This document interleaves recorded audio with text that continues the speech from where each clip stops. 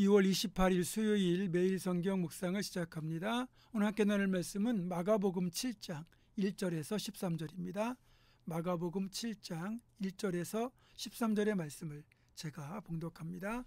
바리새인들과 또 서기관 중 몇이 예루살렘에서 와서 예수께 모여들었다가 그의 제자 중 몇 사람이 부정한 손, 곧 씻지 아니한 손으로 떡 먹는 것을 보았더라. 바리새인들과 모든 유대인들은 장로들의 전통을 지켜 손을 잘 씻지 않고서는 음식을 먹지 아니하며 또 시장에서 돌아와서도 물을 뿌리지 않고서는 먹지 아니하며 그 외에도 여러 가지를 지키어 오는 것이 있으니 잔과 주발과 놋그릇을 씻음이러라.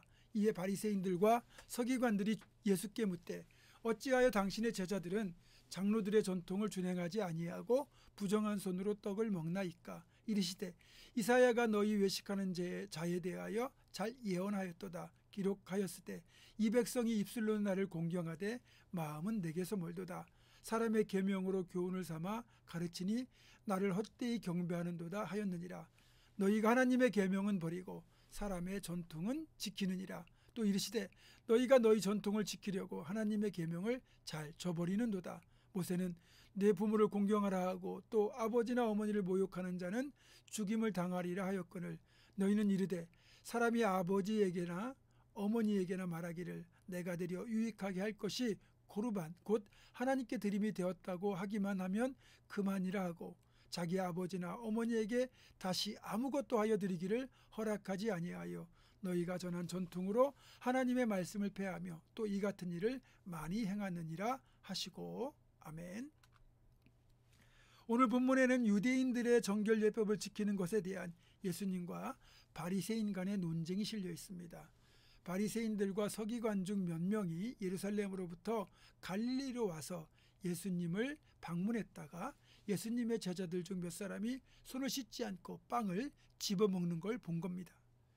율법의 규정에 의하면 경건한 유대인이라면 외출해서 돌아온 후에 반드시 손을 씻어야 하고 또 손을 씻지 않고 음식을 먹는 건 부정에 오염되는 것으로 여겼습니다. 이들은 즉시 주님께 따지죠. 어째서 당신 제자들은 정결 규례를 지키지 않는 겁니까? 그때 예수님께서 대댓대신 언급하신 말씀이 바로 이사야 29장 13절입니다. 주께서 이르시되 이 백성이 입으로는 나를 가까이하며 입술로는 나를 공경하나 그들의 마음은 내게서 멀리 떠났나니 그들이 나를 경외함은 사람의 계명으로 가르침을 받았을 뿐이라. 쉽게 말해서 말은 그럴듯하게 하나님을 공경하는 척하지만 속마음은 하나님께로부터 멀리 떠나 있었다는 거죠. 주님은 바리새인들을 포함하여 유대인들이 하나님의 계명이라는 본질은 버리고 사람의 전통 즉 비본질만 지키려 한다고 비판하신 겁니다. 그러면서 고르반이라고 하는 자신들의 독특한 전통을 이용하여 자기들의 숨겨진 욕망을 채우는 잘못된 행위를 까발리셨습니다. 이 고르반은 헌물이라는 뜻인데 유대인들이 부모에게 당연히 드려야 할 목을 안 드리고 그걸 고르반이라고 하면 그 책임이 면제되는 이상한 전통을 만들었거든요. 예를 들면 제가 부모님께 드려야 될 돈이 있는데 그걸 하나님께 드리기로 했다고 말하면서 고르반 그러면 그 돈을 부모님께 드리지 않고 내 마음대로 활용해도 되는 겁니다. 원래 이 고르반의 취지는 하나님께 드리는 것이 먼저다라는 것이었는데 이게 이상하게 변질되어 버린 거죠. 그러니까 본질과 비본질이 뒤바뀐 겁니다. 100여 년 전에 러시아 혁명기에 비가 오나 눈이 오나 근위병 2명이 24시간 교대로 수십 년째 지키는 특별한 벤치가 하나 있었습니다. 이상한 건 근무를 서는 근위병들도 왜 그 벤치를 매일 지키고 있어야 되는지를 알지 못하고 경계 근무를 선다는 거였습니다. 그래서 러시아 혁명군이 그 벤치를 왜 24시간 교대로 지켜야 되는지를 조사하기 시작했어요. 혹시 그 벤치 밑에 보물이 있는 것 아니냐라는 의견이 있어서 벤치 밑을 파보았지만 아무것도 없었습니다. 그리고 시간이 흘러 러시아 비밀 경찰의 조사에 의해서 미스터리가 결국 밝혀지게 되는데 그 낡은 벤치에 얽힌 이야기는 그때로부터 수십 년 전으로 거슬러 올라갑니다. 러시아 황제였던 알렉산드로 3세가 어느 날 초저녁에 모처럼 국내를 산책하던 중에 한 인부가 철제 벤치에 페인트 칠을 끝내놓고는 아무런 주의 표시도 없이 퇴근하는 걸 목격한 거예요.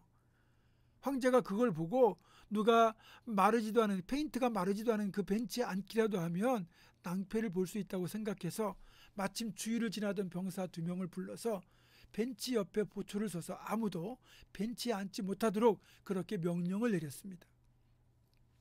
황제의 명령이니까 벤치를 지키는 것이 근위대장에게 보고가 되지 않았겠습니까?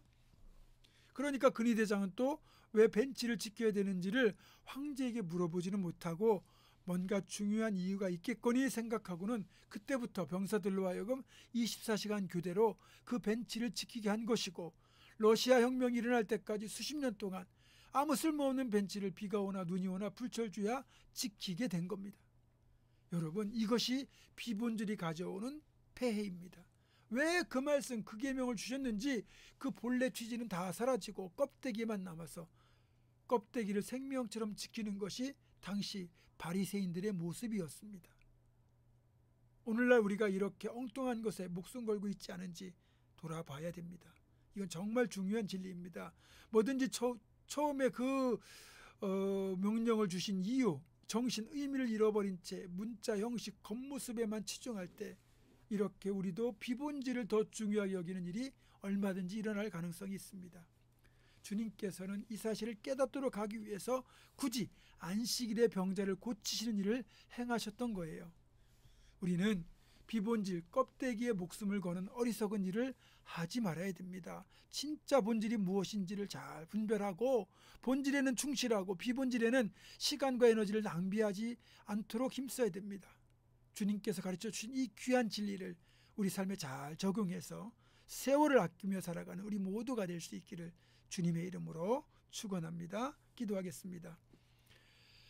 본질을 중요시 여기시는 주님의 가르침을 따라 우리가 엉뚱한 것에 비본질에 매달리지 않게 하시고 본질을 잘 분별하여 본질에 충실한 삶을 살게 하여 주시옵소서. 예수님의 이름으로 기도하옵고 이제는 우리 주 예수 그리스도의 은혜와 하나님의 사랑과 성령의 교통하심이 본질에 목숨 걸고 본질에 충실하게 행할 것을 결단하는 사랑하는 모든 성도들, 이들의 삶과 가정과 생업과 앞날과 우리 교회 위에 지금부터 영원토록 함께 하시옵기를 간절히 축원하옵나이다. 아멘.